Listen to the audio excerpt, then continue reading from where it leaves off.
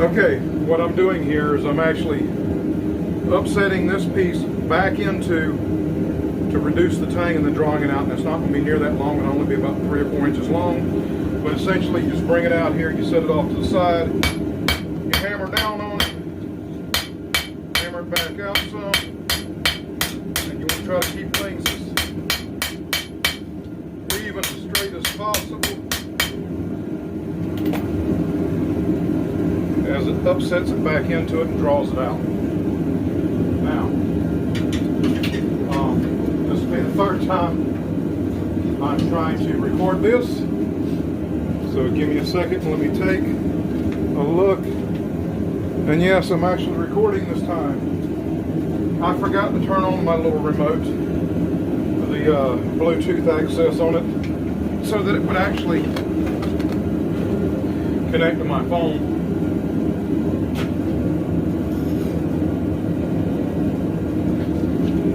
Now, this one's pretty easy. You just draw it out.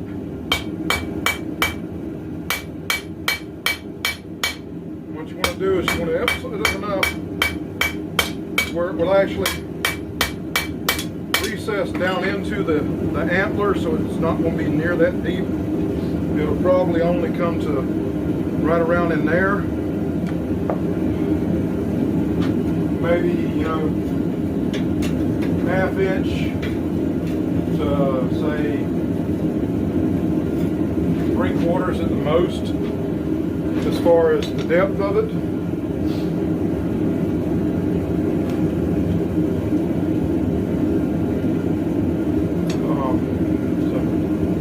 So upcoming videos, I'll actually be hand forging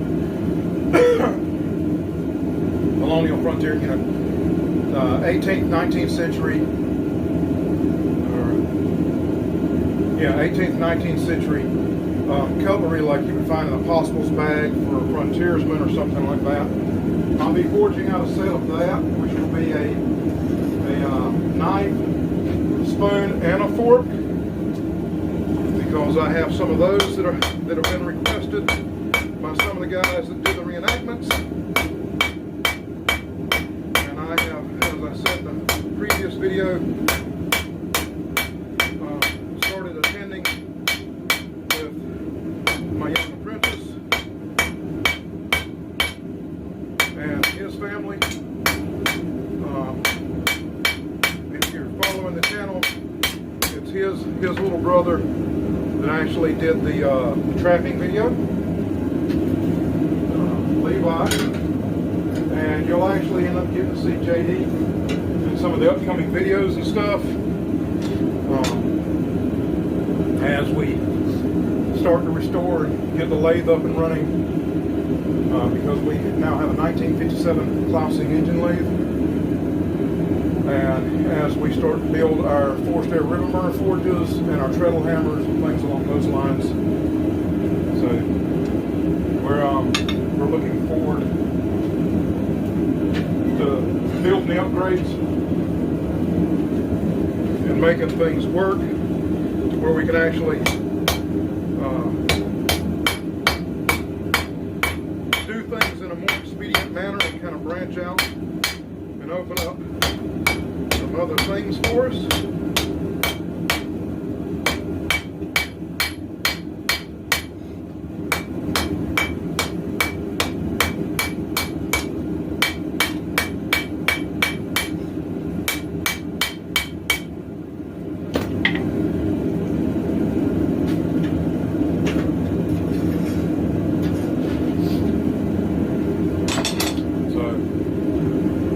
Matter of fact, the next video will probably be me forging out the spoon for the Possibles kit. Then I'll do a video on forging out the little 2-prong fork, and then on the little knife. Now they're all going to be essentially made out of a milder steel, not a high carbon actual blade steel or anything, but it'll be something that, you know, it'll be quick and easy to make a little sharp, you know, sharpen a little bit and all for cutting food and things like that out in the field.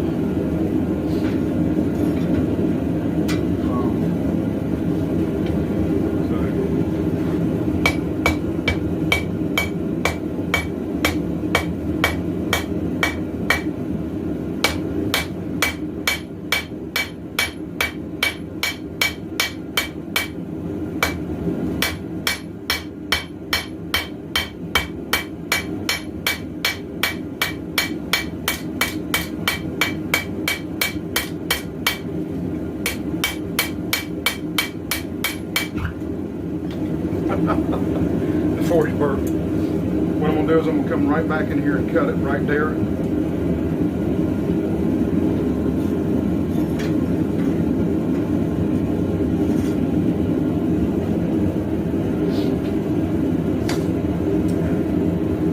That I need my hold fast.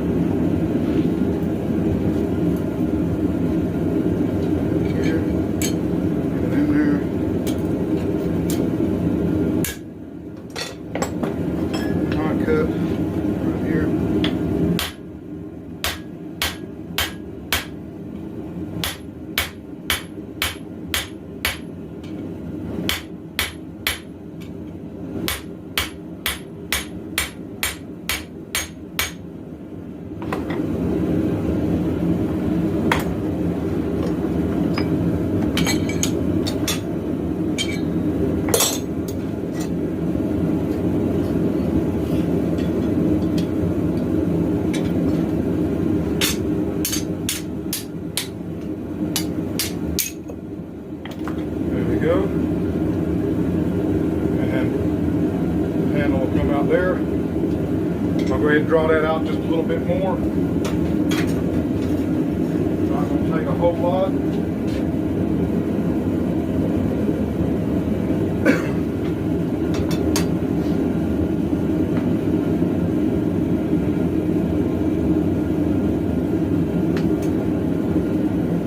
I'll be making a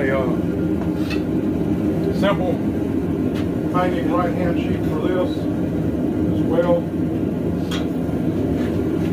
So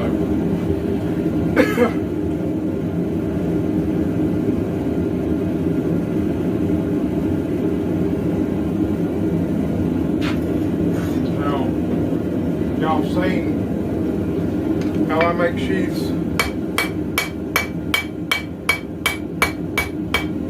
This one's going to be a plain chain as requested by the gentleman who wanted the knife.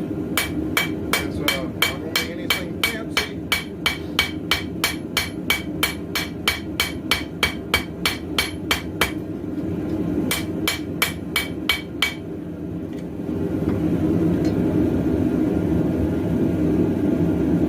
Alright.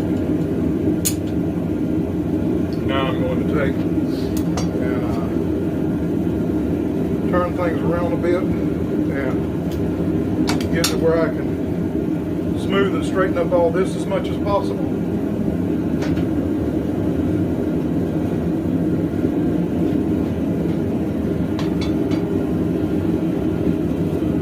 I'm also going to be working on some tomahawks in the near future. I'm going to do the traditional wrap forge weld.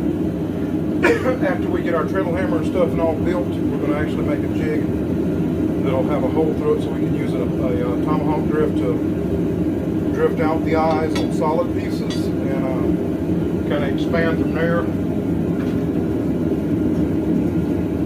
I've got a guy that I owe a piece pipe tomahawk to that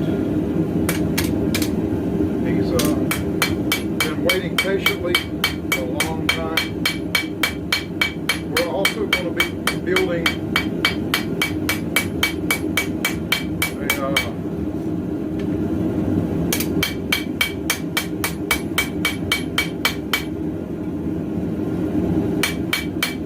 propane tempering oven. I see how that's starting to go over that way a little bit, so I need to come in here, right in here, heat that up, hammer that down some. Leave it like that. I'm actually starting, now that I'm healthy enough to actually start getting back into this, starting a workout routine. I'm going to get rid of this big gut again.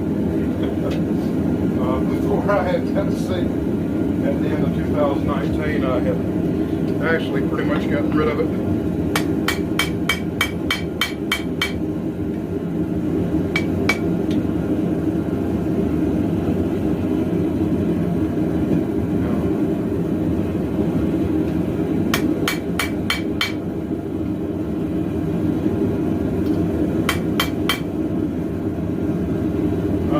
See how nice and straight that is?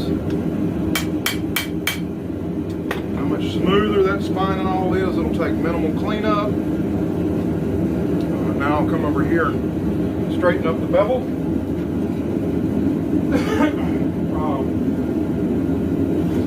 This just saves a lot of time on the grinder and a lot of work. It saves belts to be able to forge in as close as possible.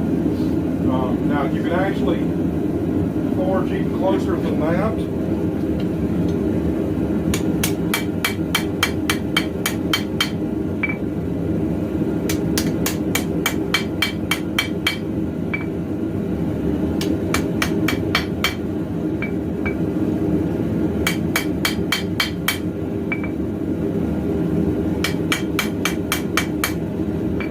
Doing is just planishing and smoothing things out.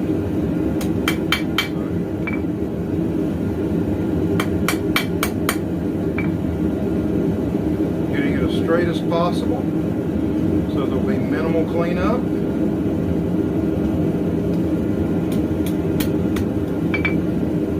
There we go.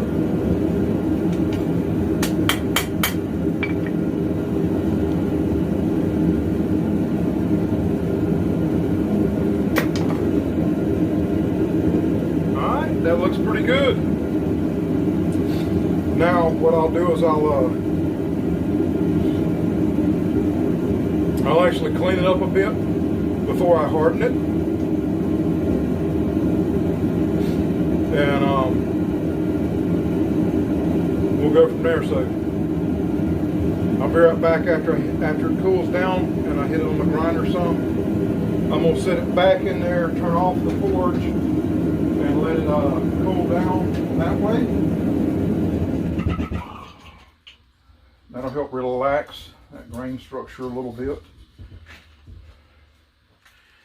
And I'll see you in a little while.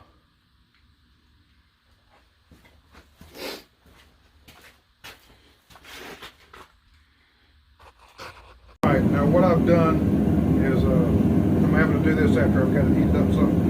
Because the first one I had out of the frame, but what I did was I tapered back the profile a little bit. Didn't take a whole lot of cleanup to shape up the profile. The handle's actually going to end up being longer than the Tang. It's going to be a crown piece of antler. And what I'm going to do now is reheat up the knife, and then I will quench the cutting edge, and that way the cutting edge will be what's hardened, and the sides on up closer to the spine, and the spine itself and all will actually be softer. Alright? So I'm going to get it heated up, and we'll see what we can do. Alright? Okay. Go ahead and pull it out. And what we're looking for, you'll notice it's not sticking to it, so it's non-magnetic. We'll come over here, we'll put the blade edge, and I'm using the old mixture that I used to use. So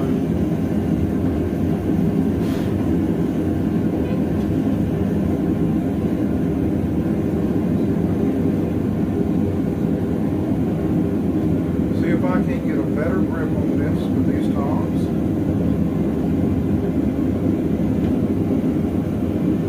What I'm doing is I'm actually just quenching the blade edge, not the full knife.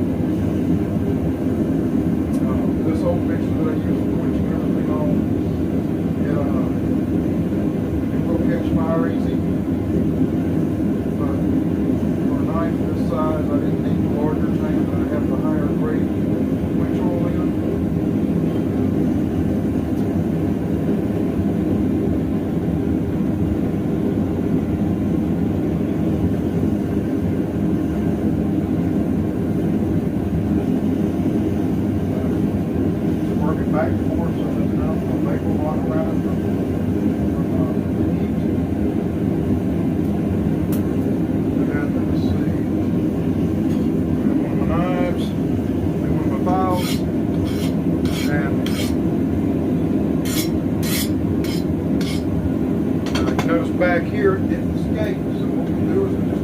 back in. Give it a little bit longer because we're still pulling some of that heat from the tank.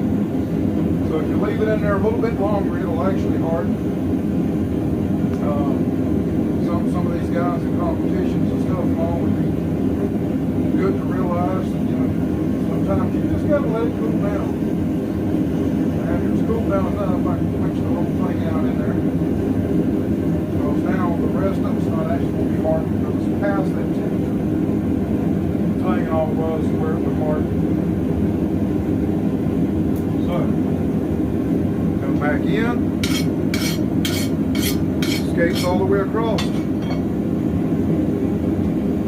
want to finish letting it cool down.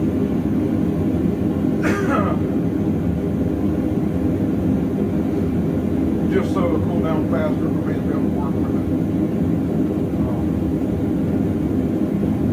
I've still got a selected piece of antler I'm going to put on this one and make the guard so that I want it to cool down where I can handle it.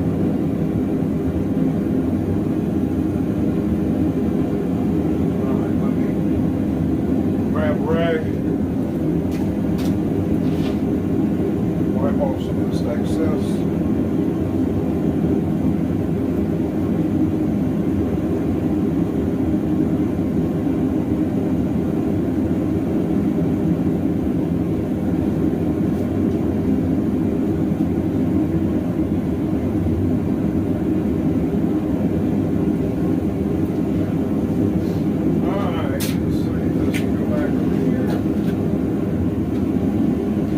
But yeah, see, so now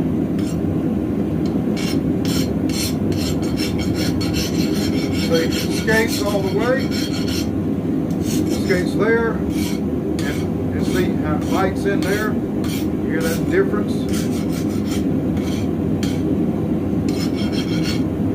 There you go. So what I essentially did was I hardened here up to here. All this on this side is hardened. This here and the tang and the spine are not. So that's where you're going to end up with a better performing blade.